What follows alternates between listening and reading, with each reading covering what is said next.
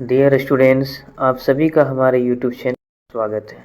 आज हम class 10th का सब्जेक्ट मैथमेटिक्स की PYQ पर डिस्कशन करेंगे, जो आने वाले आपके एग्ज़ाम के लिए टैबलेट की तरह काम करेगा। हमारे साथ लास्ट तक बने रहें। PYQ हमारे लिए इसलिए इम्पोर्टेंट होता है कि हमें एग्ज़ाम के पैटर्न का पता चलता है।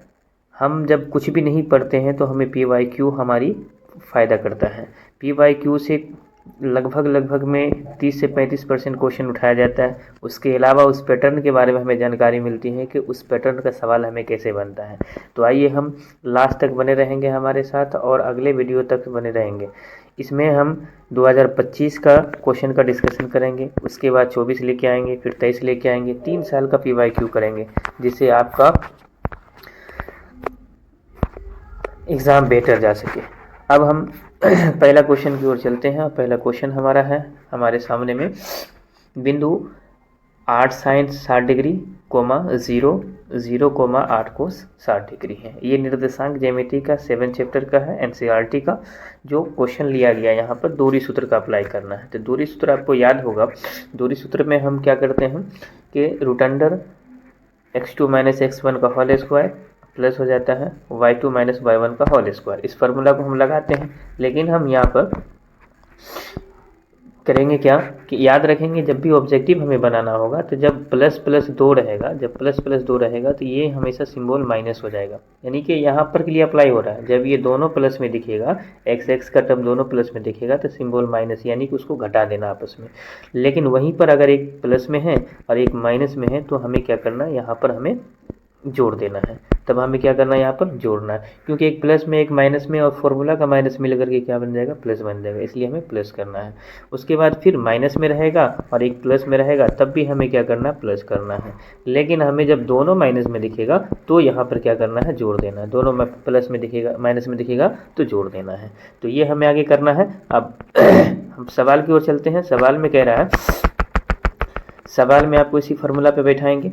सवाल में फार्मूला पे बैठाएंगे तो हमें क्या निकलेगा, देखेंगे यहाँ, देखेंगे रूट अंडर, अगर हम रूट लगाते हैं, यहाँ पर रूट लगाते हैं तो रूट के अंदर में ये देखें 8 sin 60 डिग्री को अगर 0 के साथ घटाते हैं या जोड़ते हैं तो क्या फ़र्क पड़ता है, वही रहेगा।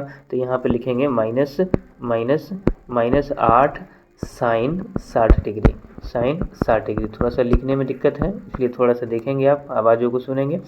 फिर आगे हो जाएगा माइनस माइनस प्लस, हाँ, उसके बाद फिर हो जाएगा आपका 8 cos 60 डिग्री। अब इसका होल स्क्वायर है ना, x2 - x1 का होल स्क्वायर, y2 - y1 का होल स्क्वायर।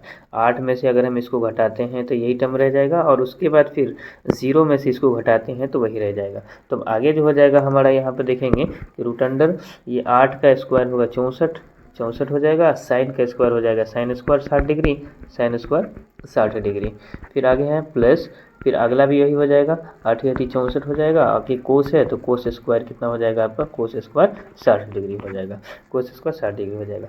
अब यहाँ देखेंगे कि 64 दोनों में मिल रहा है मिनिमम, तो 64 हम क्या करेंगे, रूट के अंदर में ही कॉमन ले लेंगे। 64 अगर रूट के अंदर हम कॉमन लेते हैं तो ये रूट अंडर हो जाएगा, और यहाँ पर हो जाएगा आपका 64 अगर कॉमन हो जाएगा, 64 कॉमन होने के बाद यहाँ पर हो जाएगा sine 60 degree, sine square 60 degree, या प्लस हो जाएगा आपका cos square 60 degree, cos square 60 degree हो जाएगा। अब यहाँ देखेंगे कि याद होगा आपको, त्रिकोणमिति जब पढ़े होंगे तो एक फॉर्मूला दिए होंगे, साइन स्क्वायर थीटा या साइन स्क्वायर ए प्लस कोस स्क्वायर ए बराबर 1 होता है। तो अब यहाँ देखेंगे 64 है, इधर साइन स्क्वायर 60 डिग्री है, अब प्लस कोस स्क्वायर 60 डिग्री है, ये क्या बन जाएगा, 1 बन जाएगा। ये क्या बन जाएगा, 1 बन जाएगा। तो यहाँ पर देखेंगे कि 1 बन जाएगा, 1 बन जाएगा ये। अगर ये 1 हो गया तो 64 रूट से बाहर निकलेगा तो कितना हो जाएगा आपका, फाइनली 64 जब रूट से बाहर निकलेगा, ये 64 रूट से बाहर निकलेगा तो सिंपल क्या हो जाएगा, 8 हो जाएगा। यहाँ पर हम पूरा डिटेल्स इसलिए बता रहे हैं कि आसान ट्रिक्स भी और थोड़ा सा डिटेल्स भी बता रहे हैं, ताकि अगला क्वेश्चन में आपको आसान होगा। अब अगली क्वेश्चन की तरफ हम चलते हैं। तो अगला क्वेश्चन हमारा है, यदि O 0 0 मूल बिंदु हो तथा बिंदु P के निर्देशांक x y हो तो दूरी OP क्या होगी। यहाँ पर देखेंगे सीधा सीधा आपसे फॉर्मूला पूछा गया कि फॉर्मूला क्या होगा, मूल बिंदु का निर्देशांक क्या होता है। तो डायरेक्ट फॉर्मूला याद रखिएगा आप, √x² प्लस y² होता है। इस पर ऑब्जेक्टिव भी देता है बनाने के लिए, इसलिए इस फॉर्मूला को आपको याद रखना है और पूछा जाता है हर साल लगभग में इस सवाल को, इसलिए इस सवाल को हमेशा याद रखेंगे। अब अगले सवाल की तरफ हम चलेंगे। अगला सवाल हमारा है y अक्ष के निर्देशांक, y अक्ष से बिंदु 12 और 14 की दूरी क्या होगी। अभी देखिए वही फॉर्मूला अप्लाई करेंगे जो वहाँ पर अप्लाई किए थे। यहाँ पर कह रहा है कि वाई अक्ष, वाई अक्ष क्या है, वाई अक्ष की बात अगर हम करें तो एक एक्स अक्ष होता है। एक्स अक्ष से बिंदु क्या होता है, एक्स अक्ष पर बिंदु जो होगा वो एक्स और 0 होता है। ये बात आपको अच्छी तरीके से याद होगा। उसके बाद वाई अक्ष से बिंदु होगा, वाई अक्ष पर अगर हम बात करें तो वाई अक्ष से बिंदु होता है 0 और वाई होता है। इसका मतलब है कि 0 की जगह पर तो कोई वैल्यू नहीं होगा, 0 ही होगा, लेकिन एक्स की जगह पर कुछ मान होगा। अगर एक्स अक्ष पूछेगा तब, अगर वाई अक्ष पूछता है तो 0 की जगह पर कोई मान नहीं होगा, लेकिन वाई की जगह पर कोई ना कोई वैल्यू होगा। तो यहाँ पर देखेंगे कि हमें वाई अक्ष पूछा है, वाई अक्ष पूछा है तो वाई अक्ष में क्या है, एक्स की जगह पर 0 होगा, तो 12 तो हमको लेना नहीं है। तो अब यहाँ बचा क्या आपका 14 बचा, तो सिंपल सी बात क्या हो जाएगा, ये 14 हो जाएगा। ठीक है, अब आगे बढ़ते हैं।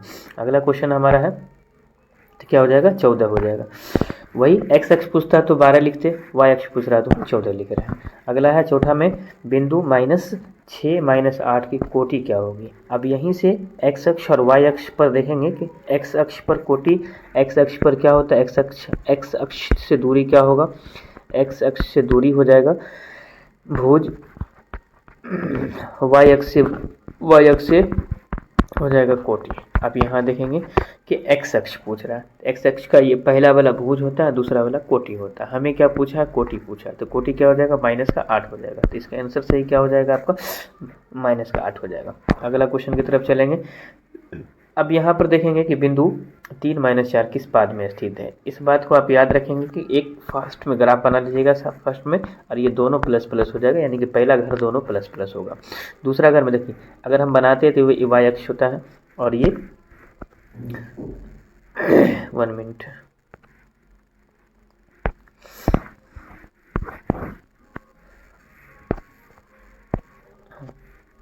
ये वाई अक्ष होता है। अगर यहाँ पर हम ग्राफ बनाते हैं तो आपको याद होगा कि ये वाला वाई अक्ष होता है और ये वाई अक्ष होता है, ये एक्स अक्ष होता है, ये एक्स अक्ष होता है। ये होता है प्लस के लिए और ये होता है माइनस के लिए, ये होता है प्लस के लिए, ये होता है माइनस के लिए। इतना बात आप अच्छी तरीके से जानते होंगे पहले से, आई नो। अब यहाँ देखेंगे कि ये घर जो है दोनों प्लस में, क्योंकि जब यहाँ से हम चलना शुरू करेंगे और इसमें जाएंगे तो दोनों प्लस में होगा, लेकिन फिर यहाँ से हम चलना प्रारंभ करेंगे तो पहले माइनस वाला आएगा और फिर प्लस वाला आएगा, क्योंकि यहाँ से चलना प्रारंभ करें तो पहले एक्स में चलते हैं फिर वाई में चलते हैं, तो इसलिए क्या हो जाएगा, ये द्वितीय घर हो जाएगा। इसको प्रथम घर बोलते हैं, इसको सेकंड घर बोलते हैं, है ना, इसको द्वितीय घर बोलते हैं। और तीसरा में देखेंगे कि यहाँ से चलेंगे और यहाँ आएंगे तब भी क्या हो जाएगा, ये माइनस माइनस हो जाएगा, तो ये दोनों क्या हो जाएगा, माइनस माइनस हो जाएगा।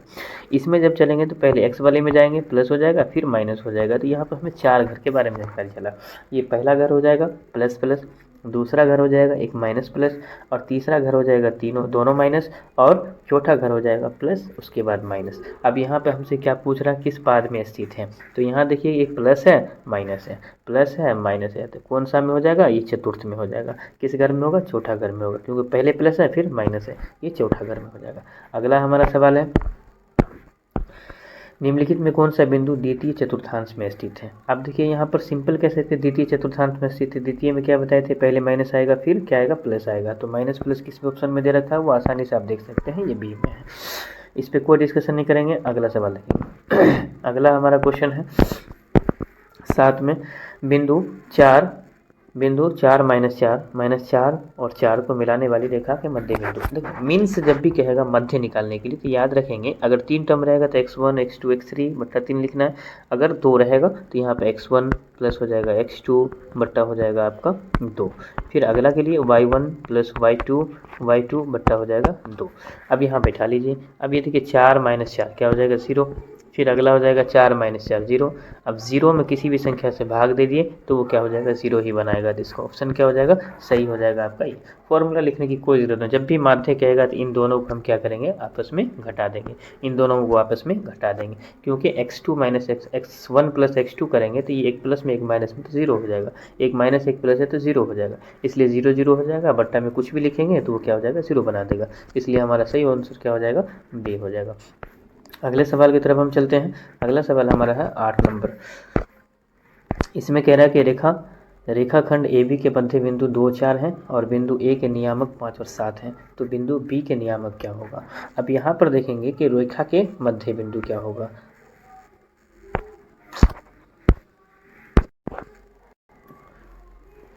माजरत चाहेंगे, थोड़ा सा खांसी हो रहा था। अब देखेंगे यहाँ पर सवाल में कि रेखा AB के मध्य बिंदु 2 4 है और बिंदु A के नियामक, A का वैल्यू आपको दे रखा है, A का मान दे रखा है, तो आपको यहाँ पर पूछ रहे थे मध्य, यहाँ पर फिर से कहा गया, तो मध्य में भी क्या बताए थे x1 लिखना है प्लस x2 लिखना है, उसके बट्टा में कितना लिखना है 2 लिखना है, और उसके बाद हो जाएगा आपका कोमा दे करके उसके बाद लिखेंगे y1 प्लस हो जाएगा y2। अब देखेंगे आसानी सवाल बना दें।